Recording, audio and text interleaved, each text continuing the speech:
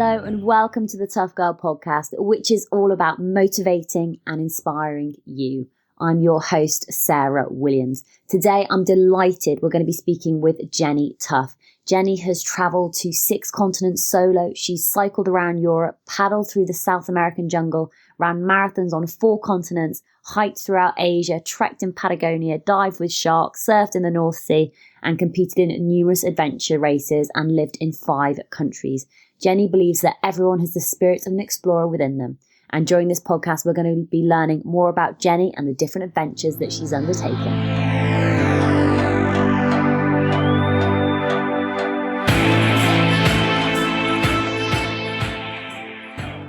Hi, Jenny. How are you? Hi, I'm well, Sarah. Thanks for having me. Oh, it's awesome to get you on the show. So your name is Tough. Are you tough by nature as well? I hope so, or at least I force myself to be. Tell our listeners just a little bit more about you and who you are.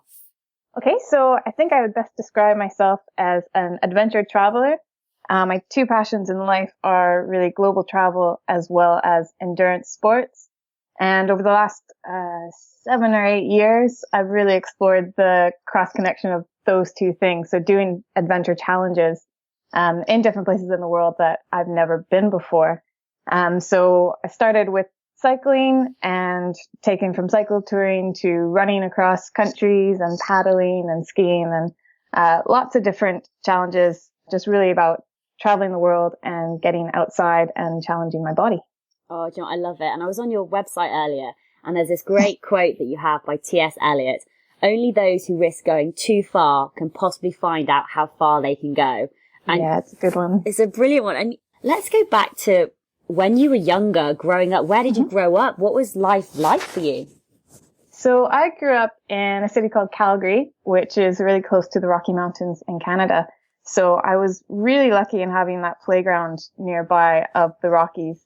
And even every summer I got sent to a summer camp in the Rocky Mountains where we learned how to live outdoors. We learned a lot of skills like camping and hiking and canoeing and horseback riding. And it was all about connecting with nature and really enjoying nature's playground.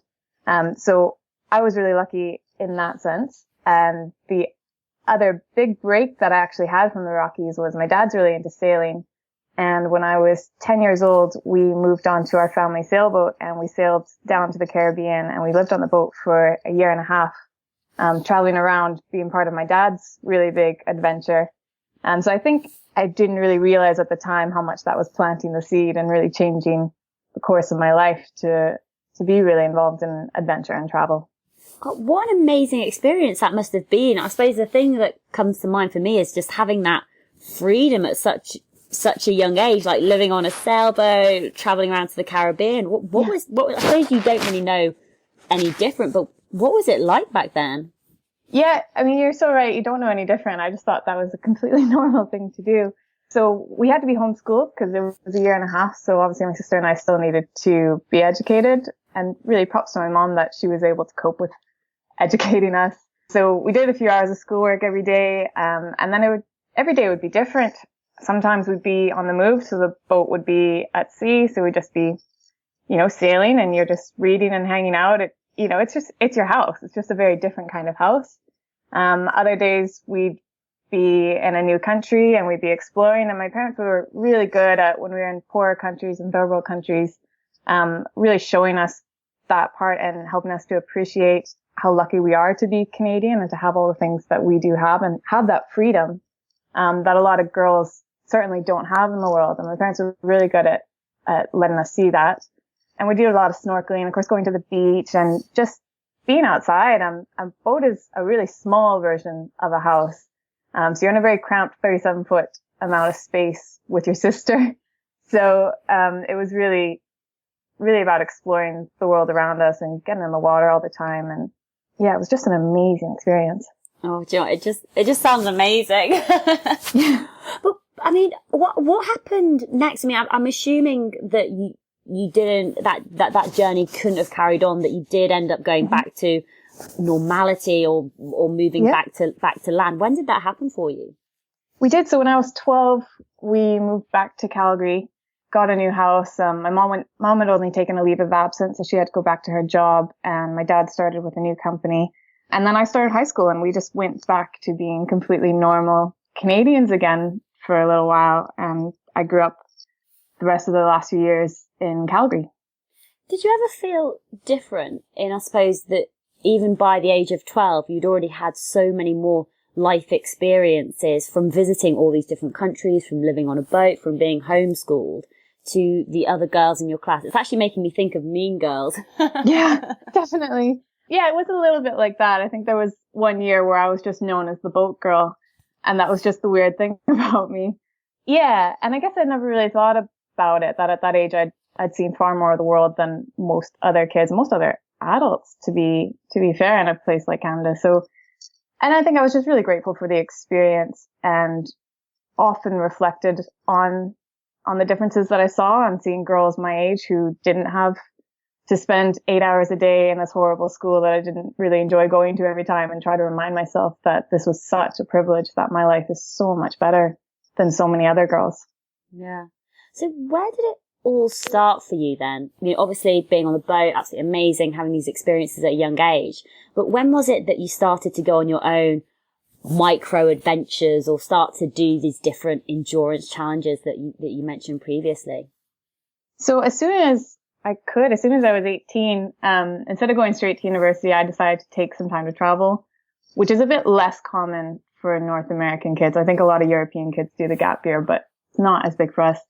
So I decided to go to Venezuela, and ended up traveling through Patagonia and just doing the South American things. So doing a lot of trekking, doing a lot of paddling, got my scuba diving license, and just really traveled around and did some exciting stuff there before I went off to university. And I guess I didn't really start the big adventures until after uni, when I moved back to Canada. And I'd been abroad for so long at this point, and I really wanted to go to the Yukon. I'd never been to the north of Canada, and I really felt like I needed to reaffirm my connection with my home country. And so I had this idea in my head that I would go to the Yukon, but I would get there by human power. So I decided I would get a bike and I would cycle to the Yukon. And at this point, I never really cycled anywhere at all. And, you know, there's something really easy about saying yes to an adventure that you can't conceive. So now if you ask me, do I want to cycle 3,000 kilometers to the north of Canada? I can picture that. I can picture exactly what it would look like. I know exactly what I would need to pack. I know how long it would take me. I would know what my challenges were. So it's a lot easier for me to say no, because I can visualize the challenges. Whereas at this stage, when I had this idea that I could cycle to the Yukon, I couldn't visualize any of it. I had absolutely no idea how fast bikes travel, how long it takes, how to repair them, how to prepare for it at all. So I just kind of jumped with both feet. I just thought, you know, this is a great idea. It was an adventure in the purest form, because I was half excited, half terrified, and completely clueless. And I think that's a really good place to be. So would you describe yourself as a planner, or more of the fly by the seat of your pants sort of person? Definitely fly by the seat of your pants. I mean, I have respect for planning and when it needs to be done. If you go to more challenging places, you certainly need to be more careful. But I think in the spirit of adventure, I really do like just heading out the front door and seeing what happens, within the realms of safety, of course. So from having that idea, how long was it how long was it from when you had that idea to when you set off on this cycle tour? Oh, you know what? It was a matter of weeks. I remember I went and told my dad, I said, Dad, I've got an idea. Cause I just finished university and I wasn't really doing much. I said, Dad, I'm gonna cycle to the Yukon. And he was so great. He just said, okay, I'm free on Saturday if you want to go to a bike shop and have a look at some bikes. So he actually took me down and helped me get all set up with all the gear. And I remember I was spending a lot of time on YouTube watching how to repair bikes, how to change a tire. I had literally no idea how to do any of these things, and just spent my time on the streets of Calgary learning how to use the clip pedals, because that's always a disaster if you buy your first bike with the pedals and you have absolutely no idea how to operate them. And then there was a good weather window, because the Rocky Mountains, the weather is always a bit touch and go. So as soon as the weather window opened, I just hopped on my bike and I left, and, you know, really did the training as I went. And I think that's a really good way to do it if you have the time, is to just not worry about getting yourself super, super fit. Because if you've got a big adventure, this one was going to take me a month, you've got time to get fit on the road. So I just started with easier days and just worked my way up and got the bike fitness as I went along. Awesome. I mean, one of the things that I've been trying to ask more of my guests, because it's a topic which comes up so many times, is the money aspect side of things. So generally the two excuses most people give for not doing a challenge or an adventure is because I don't have the money and I don't have the time. And obviously with the time, you've finished university, you've got, nothing ahead of you. But then from a financial perspective, did you have money saved? Did you do work before you went? How did that work money wise? So I did save. I was really lucky when I got finished university, I did move back with my parents. So at least you're not spending money. I worked and I saved. And the great thing about the adventure that I had planned is that there's actually really nothing much on the road between Calgary and the Yukon. So there was nowhere for me to spend money. I just had to pack a big bag of granola and hope for the best. So it wasn't an expensive adventure. I was camping every night. I was just eating that granola and peanut butter sandwiches and really cheap stuff. So yeah, I mean, adventure within your budget. And I think that's a really good point, because a lot of people do ask me is how do you afford it and how much money do you need? And it's heartbreaking that that's really the biggest barrier for a lot of people to go on adventures. So I think there's a lot that can be done in a small budget, and you'd be really surprised how small a budget can get with bike touring. You're 21 years old and you've got this amazing plan. You've got this time, you've got the money, you're going to be doing it on the cheap.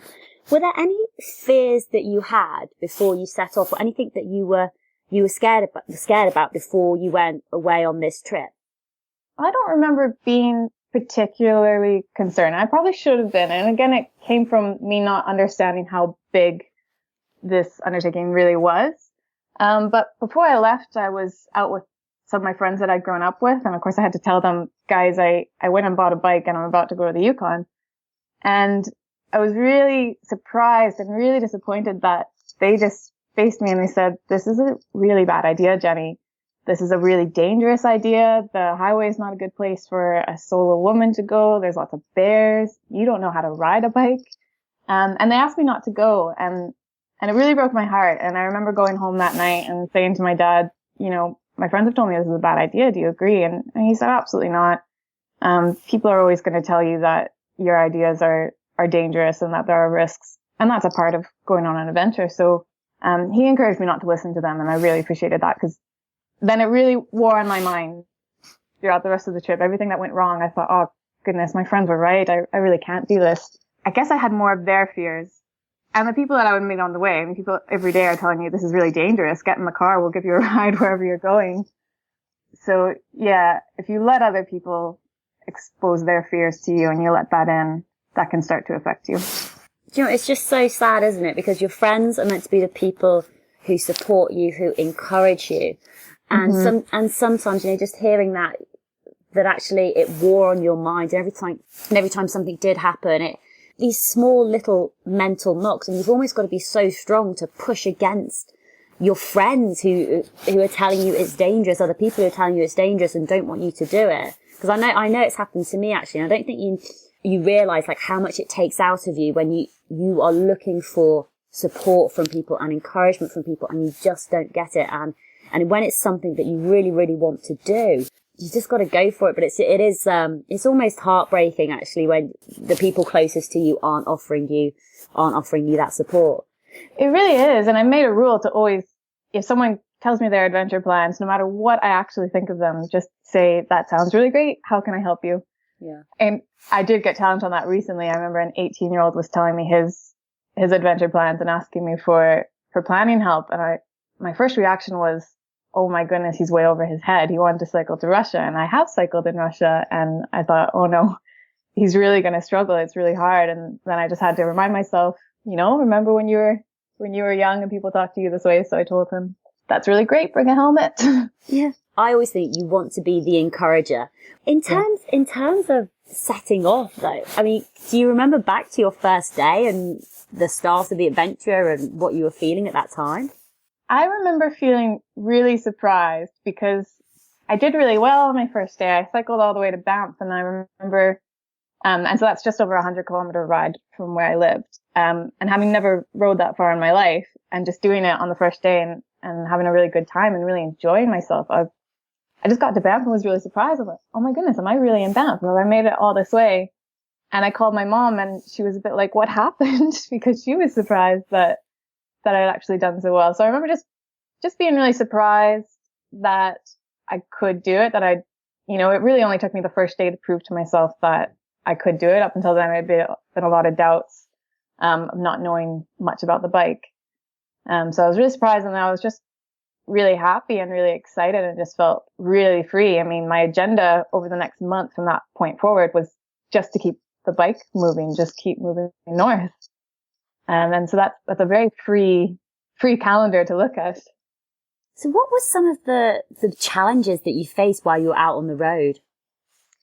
Your own mind. I mean, so that particular bike tour was the hardest because there's just not much there. It's not like cycling in Europe where you're going to pass through towns constantly. It could be several days before you go through another town. So you can go a long time without speaking to anyone. And mentally that can be really, really difficult and can be a real shock if you've never been through it before. You've really only got yourself to keep you motivated. You've really only got yourself to keep you entertained. So keeping yourself going and keeping yourself from going insane and really interested and excited about what you're doing can be the hardest part. I really think that cycling is the easy thing. That's just keep the pedals turning. But what's going on in your head, that's the hard bit. So when you said, you've got to keep yourself motivated and keep yourself entertained, what sort of things were you doing? What sort of tips or tricks or advice do you have for those things? I guess for me, endurance sports are really meditative. So, and that's what I really like about them is that I do get to, you'll always hear ultra runners talk about the zone. And I'm sure that you know the zone very well, Sarah. And yeah, so that's something that once you get there, your days become really easy, that your mind is actually quiet. And people ask me what I think about, and my answer is always, I think about nothing and everything. And it's really hard to explain what that's actually like, until you've done really big days, either whatever you're doing, running, walking, cycling. I just kind of keep myself going. I mean, I had nowhere else to go. And that's another thing with the Yukon was, you can't quit. There's no train station coming up. There's absolutely nowhere else you can go. So the hard days, the best I could really do for myself is just say the only way that this will end is if you keep going and you get to the end, because that's the only way that you can get back home. Which sounds kind of bleak, but some days that's the best you can tell yourself. No, absolutely. And I do love the zone. Sometimes I really struggle to get into it though. But when you are in it, it's exactly like you say, it's so difficult to describe because it's quietness and it's peace and there's nothing there, but then everything is there and you feel as though you're removed from the reality and it's peace. Definitely. It's so if you've got big problems in your life that you need to solve, I honestly go for a 5-hour bike ride and tell me how you get on. Exactly. Just go for it. How long did it take you overall? So that was about a month. And then I hung around in the Yukon for a bit and eventually hitched a ride back home. Very cool. And then what happened next? I mean, I always think it's a bit of a shock to the system when your days are almost very simple. It's wake up, it's eat, it's cycle, it's, put your tent up, have your dinner, sleep, wake up and do it again. And then suddenly it's almost like it's back to reality. What happened when you came back to reality? So I had, at least all this time being in the zone, I at least decided what I wanted. So I moved to Vancouver and just tried to be normal for a bit. I got an apartment, I got a job, I did normal adult things. And I lasted about a year, not even a full year, before the itch came back, and ended up packing up my bike with a one-way ticket to Italy, with an ambition to cycle around the Mediterranean. That was 2011. And so by the time I was getting through Turkey, the Arab Spring was beginning to kick off and a lot of borders shut. So that ride was eventually doomed. And that was the point when I did move to Scotland. My dad's Scottish, so I have dual citizenship, and it was something that I always wanted to explore, that side of me and learn about being Scottish. If you're raised half Canadian, half Scottish and you never actually lived in Scotland, so it always felt a bit phony. yeah, so that failed ride, trying to ride around the Mediterranean and then global instability, ended up moving to Scotland, which was its own adventure. What was it like living in Scotland? Oh, you're still living in Scotland, aren't you? I still live here. Yeah, I stayed. You know what? It was a lot more different than I thought it would be. I'm lucky that I do have family here, so I at least got eased in. So it wasn't like moving to a completely new country, because at least I knew people. And I really do enjoy it. We've got a great outdoor spirit here. Of course, in Scotland's a great place for an adventurous person to live, so you can get into the hills quite quickly. And yeah, I've obviously made my life here. I've been here for 4 years now. That's 4 or 5 awesome. years. And when it comes to like ultra sports, obviously there's a lot of cycling that you've done. How did you get into the running side of things? Because I know you've done quite a very exciting adventure that we'll come on to discuss in a little bit. But how did you make the switch, or have you always been running and cycling at the same time? I was always a runner. Running was definitely my first love with endurance. When I was a teenager, exercise to me was a punishment for eating. I really didn't get on with it. I hated it. I went to the gym all the time, but I absolutely hated it. And so you can predict I didn't see any results. And when I was in university, I would kind of dabble with running in the morning. And then I kind of got more into it. And I started to realize that the days that I started with a run were really good days. I would stay awake during my lectures. I would study a lot better. I felt a lot more confident. That was a really big thing. And so then I started giving a lot more to running and started running further and started almost obsessing. You know, I didn't have a good day unless I went for a run. And so I went for a run almost every day, sometimes twice, and ended up signing up for my first half marathon when I was 19. Yeah, 19. And that went really well. And I think at the time I really thought a half marathon was just an impossible distance, 21 kilometers, good grief. And then I did really well. I did, I think, a 1:45. And I was really surprised with that. And I think a lot of people that knew me, I know how lazy I can be, were really surprised with that. And so I instantly signed up for a full marathon and did that 6 months later. And that was it. I just was really into running, and then started looking at exercise in a different way. That running really just made me feel good. It made me a happier person, made me a better person. And so instead of looking at it as punishment that I needed to do to stay thin, it just became something that brought me a lot of joy. Yeah. You know, you're saying, exercise is punishment for eating. Do you know what, do you know what mine is? Mine is, generally it used to be, or I used to do, like, eating was my reward for exercising. Yeah. I think I've turned that way now. Yeah. So, but these are, I suppose, you know, it all comes down to balance as well. And I think there's so many sort of connotations around like food and exercise and eating. And I mean, I did go through a stage where, especially when I was training for running London marathons every year, every January it was like, brilliant, I'm running serious miles. I can eat whatever I want, whenever I want. Yeah, exactly. Yeah, and it's like, no wonder I didn't lose weight or didn't tone up or do any, or, my shape didn't change at all. But I think you really, really struck me is when you had those good days when you started with a run. Mm-hmm. Because I had, when I first started running, I started running to work, and it was only, it's 3 miles in.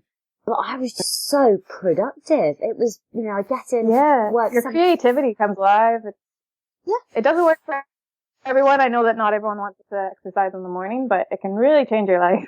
Yeah, you were just like, I was sort of like on fire. I'd be at my desk at 7:30. I'd have done like all of my work by about 9:30, and then I'd be doing all this extra stuff. It was just this massive like endorphin high. You've done the half marathon. You've done the marathon. When did you decide that actually you wanted to start taking things further and start really getting into like the ultra distances? I guess I never really believed that I was capable of that until I did that ride to the Yukon. And then I started to, again, change my relationship with exercise. It wasn't something to punish myself, and it wasn't something to make me happy, but suddenly it was, if I'm really, really fit, I can see different parts of the planet and I can see them in a different way. And all I have to do is take really good care of my body and be able to take on these endurance challenges. So it was probably then that I started looking at exercise as, my body is my tool, it's my machine, it's what's going to take me around the world, and my passion for travel will definitely benefit from me being really fit. Recently, we actually met, we met at the Adventure Travel Film Festival. Right. And it's so weird because we were trying to find each other and we were like tweeting. It's like, where are you sat? And it's like, what are you wearing? It's like, oh, I'm wearing the checked shirt. And I was like, stood up looking around. And it's like, there she is, Jenny Tuff, yay. And I was chatting to this, and you started telling me about your next challenge. Which, do you want to introduce what you decided to go and do, or that you were going to do a few weeks later? I decided to run solo across Kyrgyzstan using the Tien Shan mountain. So I wanted to run through ancient nomad trails and carrying everything on my back. I didn't have a support crew, so just a 12-kilogram backpack with a tent and all my survival equipment. It was a journey of just under 1,000 kilometers. Wow. And just where did this idea come from? So I think it first started with, so having grown up in the Rocky Mountains and now I live so far away from them, and a lot of mountain people just know that they're mountain people. And I really start to miss the mountains if I haven't had them in a while. So I started with this experiment that I wanted a mountain adventure, but I wanted mountains that I didn't know. And I wanted to see if I still felt at home in a new mountain range. And so I came across the Tien Shan that I really didn't know much about. So instantly I knew that's where I had to go because I knew nothing about them. And Kyrgyzstan is completely mountainous, and the central range goes right through Kyrgyzstan. And Kyrgyzstan is actually the only country that touches the Tien Shan that doesn't have visa requirements. So I started researching the country, and they've got a great nomadic culture, and nomadic, of course, speaks to my heart. I mean, that's just something I really wanted to explore. And so it just kind of came together really quickly. You know, when you see something and you just know that your life's not complete until you try it. And that was basically me discovering the Tien Shan in Kyrgyzstan. And I was going to say, let me just put some like facts and context around this. So it's a run of just over 900 kilometers. You did it in 25 days. It was solo, it was self-supported. You were using these ancient nomadic trails with mountain passes up to 4,000 meters, carrying everything on your back, your backpack weighing in at 12 kilograms. The weather was, from 35 degrees to thunderstorms to snow. Yeah. I mean, that's a full-on adventure. And it was. So tell me more about, did you do much training for this, or how did you get yourself mentally and physically ready for the challenge? And did you know it was going to take you 25 days? Was that part of the plan? Or were you being quite flexible with regards to time? Or is it like your visa's only 30 days? Yeah. So I had really no idea with how hard or how long it was going to take, because when you're doing trails and you're doing mountain running, and of course there was this big unknown question about me running with weight on my back that I wasn't really sure how that would affect me, or how hard the trails would be. So I left it a little bit open with how far I needed to go each day. As far as preparing, my biggest concern was being injury free. I just thought this kind of running with this extra weight, I'm really asking for trouble with my knees and joints. So I focused a lot on cross training. I spent more time on the bike. I cycled across Korea a couple months before I went. Really got into yoga. I've always dabbled with yoga, but I finally really committed to it, and doing body weight exercises and stuff to do the injury prevention. I got myself up to some longer runs, and I did some training runs with the backpack. But really, again, I just decided, you know what, you get really fit as you go along, and I was in reasonably good shape at the time. It was really adventure again in that sense where I'm not really sure what I'm doing, but I'm really excited and really scared. I mean, the key thing that you mentioned there is about being like injury free. And I love yoga. Bikram yoga for me is just incredible. Yeah, but it's about getting that balance right, about doing the training, getting fit, getting used to training with the weight on your back, because it actually does change quite a lot. I mean, for me, when I was training with my backpack, my shoulders were just, they're just so sensitive. And I remember in the evenings that, I couldn't even wear a bra. I couldn't have any weight on my shoulders at all. It was just so painful. But you do almost get used to it. You talked about the nomads and the culture of the people over there. Could you just share a little bit more about the people that you met? Were they thinking, who is this crazy woman running with a backpack through our country? Or, what was that like?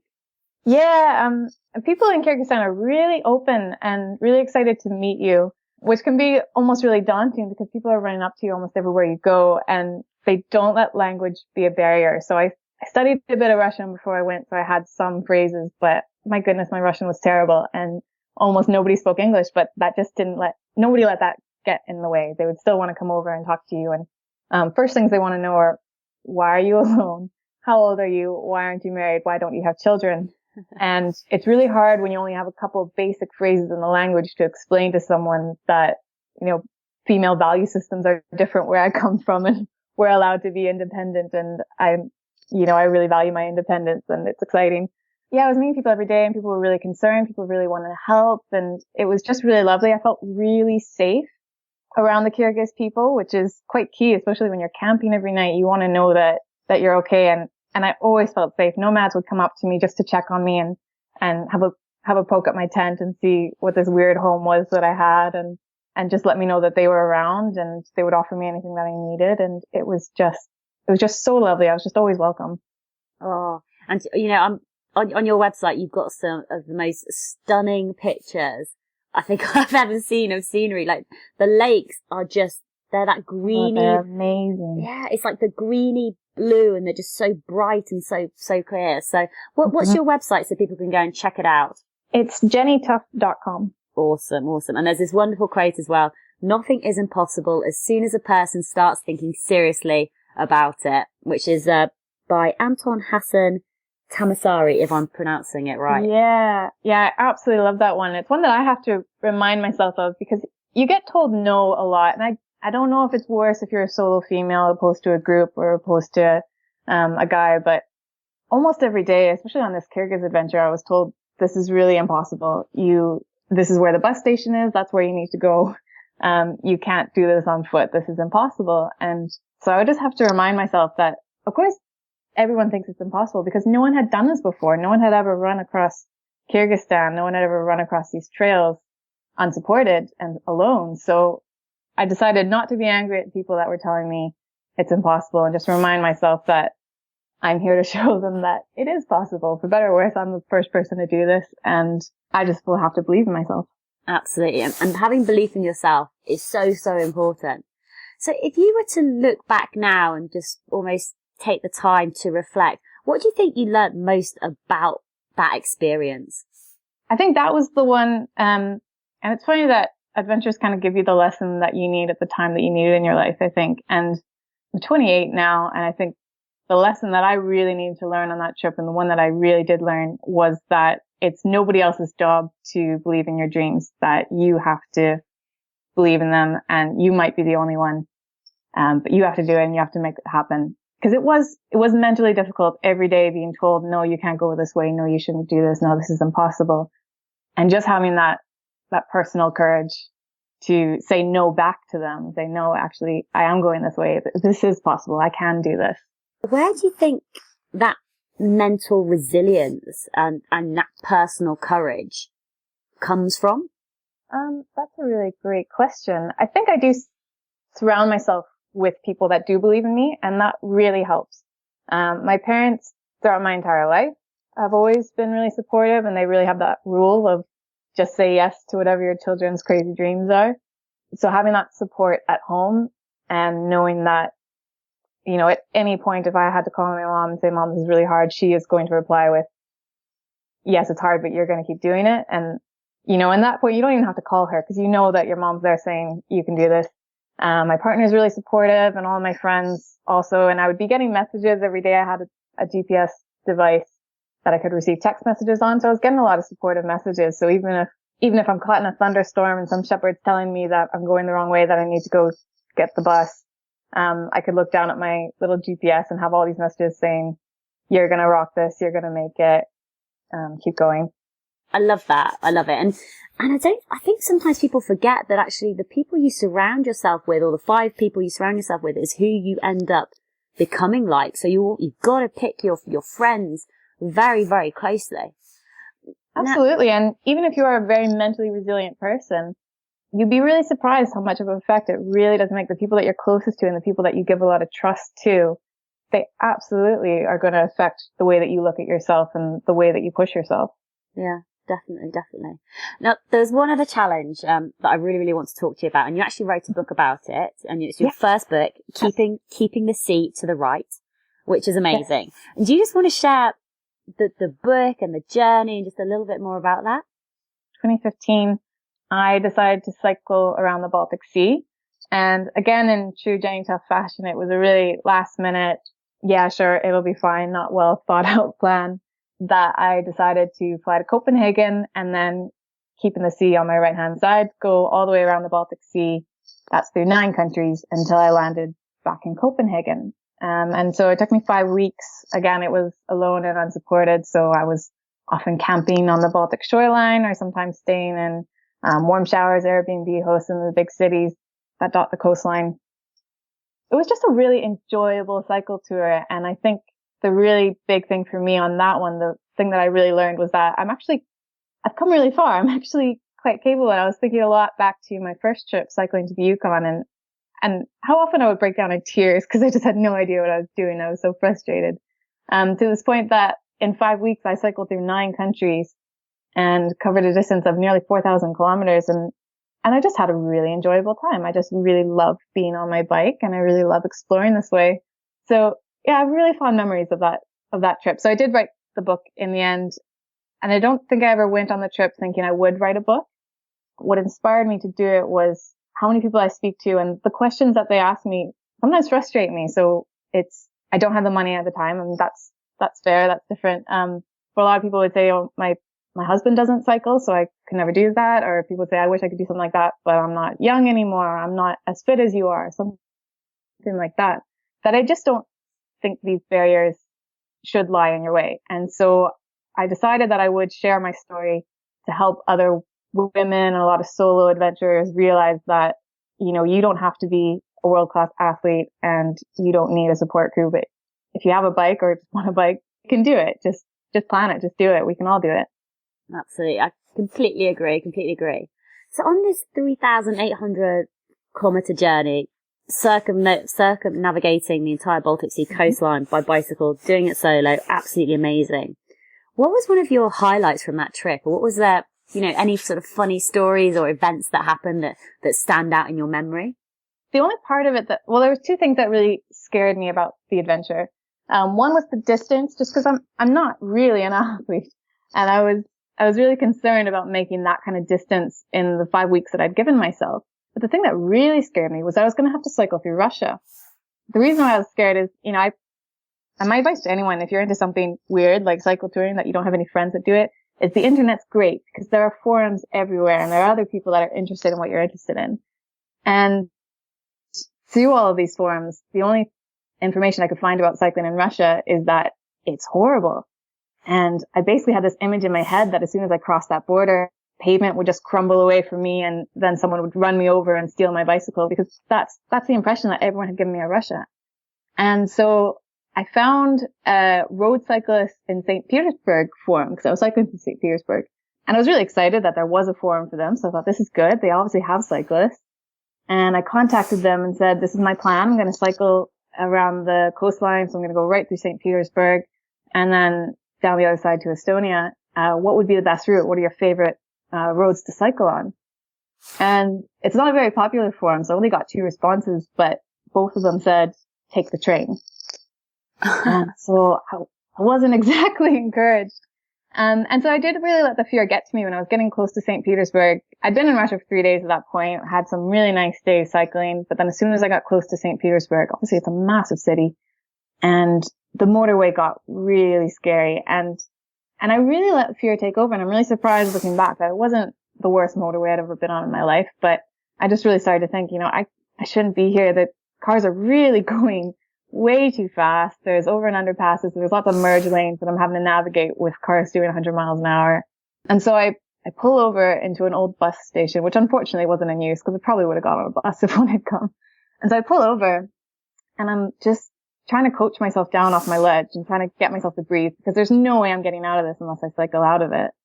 And as I'm having my little mini meltdown, the universe always delivers, right? So I look up and across the road going the other way in traffic is this really old man on a single seat bicycle and he's done his shopping. So his little bags are on his handlebars and he's just teetering along. He's got no helmet. He's wearing sandals. And he's got absolutely no fear at all. And here I am in my bright t-shirt with my, 18 gear bike and all my flashing lights and my helmet and thinking I can't make it. So it was really good. Just give me that perspective. Like, it's just riding a bicycle. Just get on with it. Get out of here. Was it just seeing that old man and saying, okay, yes, I can do this? Yeah. And then, so I have this strategy. I always wonder if other people do the same thing when you don't want to do something, is you just set yourself mini goals. So I'll say to myself, all right, you just got to cycle to that bridge. That's the only thing you have to do. And so you cycle and you get to the bridge. And as soon as you're at the bridge, you go, okay, good job. Now you're just going to cycle to that street sign up there. And so then you just cycle to the streets. And it's not that bad if you just start to break it down into these chunks. And eventually I got to the city and then I could hop on the sidewalk because that's how cycling in Russia goes. And for the record, I mean, it wasn't a fun day. As soon as I got to my hotel in St. Petersburg, I just got a beer and sat there in the corner kind of shaking for a bit. But I made it.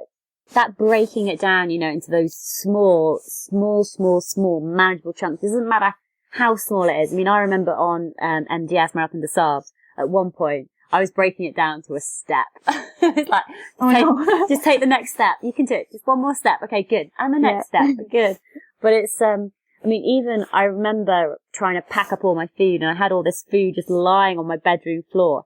And it was just so overwhelming that I was having to walk out my room and then come back in and be like, okay, just put it into piles for each day. And then I do that for each day and then walk away and then come back and be like, okay, well now you've got all these piles for each day. Put it into breakfast, lunch and dinner. And just by breaking it down, you do make it so much more manageable. So what were the other sort of trials that you were having to face on this journey, or what situations did you come across that you hadn't faced before? One that I certainly couldn't have planned for when I was in Lithuania. So I was about just over halfway. My grandmother passed away and we certainly knew that she was going to pass away. And I'd just been to visit her. She lived in Newfoundland, which has always been far away from me, whether I'm in Canada or if I'm in Europe. So I had recently visited her and we knew that visit meant that I wasn't going to be at the funeral, that it was far more important that I saw her while she was alive. It was still hard because I was alone, of course. I was alone in a country I'd never been to. And then you get a text message saying she's passed away and there's no one you can turn to. There's no one you can get a hug from. There's no comforts around you. You don't have your own house and your own bed to go cry on or do whatever you want to do. So then I spent a few days just really not knowing what was going on. I felt really sad, but I still had to keep cycling because I didn't have time to, and what else would I do? Just sit on the beach or something. So I didn't really know how to process grief while I was alone. And all I could really do was just keep cycling and try to see the landscapes I was going through, knowing that I'm not really taking it in right now, but maybe I can go back later and reflect on what I saw when I'm in a better frame of mind. And so that was really all I could do. And I just really felt quite guilty because I wasn't with my mom who had just lost her mom. I felt like I should have been home, but I wasn't. And so that was a difficult period. Yeah, I can totally imagine actually being alone, dealing with that and, feeling as though you're not being able to support your family when they need you most because you're out in the middle of nowhere. You talked about that being alone and you've done a lot of solo travels, a lot of adventures on different countries and different continents. How do you cope being alone, or what have you learned most about being in those situations when you are by yourself? One of the best things about going solo for me is that if I'm with someone, I can tend to be a follower. I want to make sure that they're having a good time. So I want them to make the decisions. And so that's a great thing about going alone is that I'm forced to make the decisions that are going to make me have the best time, that I have to decide, all right, what's going to make you happiest in life? Which way should we do this? This always sounds a bit weird, but the system I came up with is to be the best adventure buddy that you wish you had. So I can be really, really hard on myself. So I came up with a system to say to myself the things that an adventure buddy would say to me. For example, you're making a lot of mistakes today. Maybe you should slow down. Maybe you should take a break. Maybe we won't meet the mileage today, and that's okay. Because I'm not good at saying that to myself, but I know if I brought a friend with me, they would say that to me. Doing small things like that and just looking out for yourself and doing it the way that another person would for you. It sounds really weird, but it's a really good system, I think. And it's about finding out what works for you. And people are more inclined, they do more stuff for other people than they do for themselves. And actually, if it takes you having an adventure buddy and you listen to the adventure buddy instead of like the negative voices in your head, then go for it. So in terms of future adventures or future challenges, what's on your list, or what are those things that you could possibly see yourself doing in the future? I've got tons of things on the list, and the list is always expanding. And I have nothing in the diary at the moment. I've really been struggling with my recovery from Kyrgyzstan. It was a harder recovery than I even expected it to be. But dreams for next adventures. I think something on snow has got to be next. So maybe skiing, cross-country skiing across somewhere. I haven't picked where yet. And water. I really have a love for the ocean, of course, after living on the boat. So paddling adventures. So yeah, I've got so many things on the list. And it really is just sometimes the hardest part is dedicating yourself to picking one and focusing on just the one thing for a little bit. Yeah, that's so watch this space. Watch this space. And now in terms of people want to follow or learn more about you, where is the best place for them to go and find more information about you and your different adventures and challenges? Yeah, if you go to the website, jennytough.com, and you can find the social media links there, and all the films and books and everything is all on the website there. Awesome. Easy. And you're also on Twitter as well. What's your Twitter handle? Jenny Tough. Jenny Tough. I love it when it's so simple. So yes, keep it simple. Keep it simple. So finally, Jenny, any final words of advice for the women and men out there who are listening, who are thinking, Jess, I need to go on adventure. I need to push myself. I need to get out of my comfort zone. What words would you say? Remember that it's your adventure and your rules. People always ask me questions like, how much money do I need to take and how long do I have to go for it to count as an adventure? And am I allowed to go with my husband? Things like that. It's your adventure. It's your rules. Don't worry about how other people do their adventures. Take inspiration and lessons from other people. But at the end of the day, do what's going to make you happy. Just do the adventure the way that you want to do it. Absolutely. Your rules, your life, your adventure. You just got to go for it. Jenny, thank you so much for coming on the Tough Girl podcast and sharing so much about your life growing up, taking those first steps into cycle touring, into running and to running across countries and doing these amazing cycling tours. It's absolutely fantastic. So many top tips and advice about mental resilience and personal courage. It's been absolutely inspirational. All of the information will be on toughgirlchallenges.com with links to Jenny's blog, her Twitter account, her Instagram account. So please do go and give Jenny a follow. Thank you so much. Awesome. Thanks, Sarah.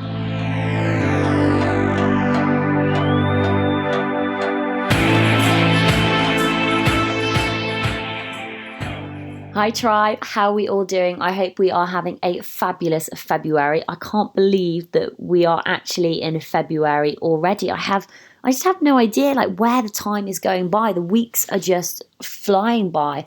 I hope all your goals and challenges are going well and you're still on track for your New Year's resolutions, whatever those goals were, as long as you're still going after them, still making progress. And progress doesn't have to be these massive, massive, massive steps. Just taking small steps every single day will help you to get you to where you want to go. So just a couple of things. Please do go and check out toughgirlchallenges.com. That is where the show notes are, and that's where you can find out more about all of the women that I've interviewed for the past few years. So all of the episodes from 2015, 2016, and all of the ones from this year, 2017.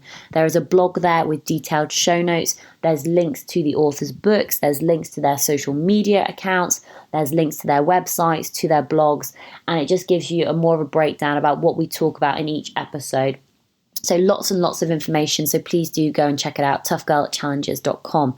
I am on Twitter and I always love to hear from you guys. So please do send me a tweet at _tough_girl. And Jenny's on Twitter. So send Jenny a tweet if you've enjoyed this episode at Jenny Tough. Now, one of the things that I wanted to talk about is Patron. Now, I've mentioned Patron before, but I'm not sure how much I really push it. And I don't know if I've shared how important this is to me. So Patron is a way for me to earn an income and for a way for me to cover the cost of running the Tough Girl podcast, because like anything, it does cost money and it does cost time. It takes a lot of effort to produce these episodes every single week, from locating the guests to recording the interviews to editing it together to creating the show notes to promoting it on social media. And at the end of the day, it is just me on my own producing all of this content. And it can be really, really tough sometimes to keep doing this. But I love it and I'm passionate about it and I want to keep getting these stories out there. So it does make a massive difference to me to have your financial support. And how Patron works is that individuals such as yourself donate a small financial sum every month, whether that's $2 a month or $5 a month, $10 a month, whatever you can afford. And it's about accumulating. So if 10 people listen and 10 people donate $2 a month, then $2 a month, which is £1.40, £1.50 for 4 or 5 episodes a month. I'm hoping that you will get that value in the podcast from those 4 hours of content, those 4 hours of inspiration, those 4 or 5 hours of amazing stories. And it makes a massive, massive difference receiving these sums of money every single month. It does help to fund the running costs of the Tough Girl podcast and the Tough Girl website, because it does cost money to host these things. So please do go and check out the website, patron.com, and search for the Tough Girl podcast. And basically you'll find on the right hand side, there's all of the different rewards, the levels that you can sponsor at. And if you can't afford to sponsor $2 or $5 a month, that's absolutely fine. I understand. But if you can afford $1 a month, it all honestly does add up, because if every listener contributed $1 a month, so $12 a year, it would really, really add up. I think I've got about 25 sponsors now, which makes such a huge, huge difference. So thank you so much, guys. I've just said thank you like hundreds of times, but it honestly does make a massive difference. And so if you want to contribute, if you want to get involved, if you want to be a patron, if you want to know because of your contribution each month that this is the reason the Tough Girl podcast is coming out, this is the reason that you get to be inspired on a Tuesday and sometimes on a Thursday as well, then please do look at patron.com and Google the Tough Girl podcast. All of the links are on the website, and I massively, massively appreciate it. And if you haven't joined the Tough Girl tribe yet, then please do come and join us. It's a closed Facebook group full of awesome, supportive women. If you need to talk about your challenges, your adventures, if you need to get support, if you need to get encouragement, then come and check out the closed Facebook group. It is an awesome, inspiring place. That is enough from me, but I hope you all have an incredible week. I will be with you as always every Tuesday at 7 a.m. UK time. Your mini challenge from me is tell one person about the Tough Girl podcast. Write a review about the Tough Girl podcast, send a tweet about the Tough Girl podcast, help to spread the word, help to spread the message, and let's get these stories of motivation and inspiration out there. I'll speak to you soon. All right, take care. Lots of love. Bye.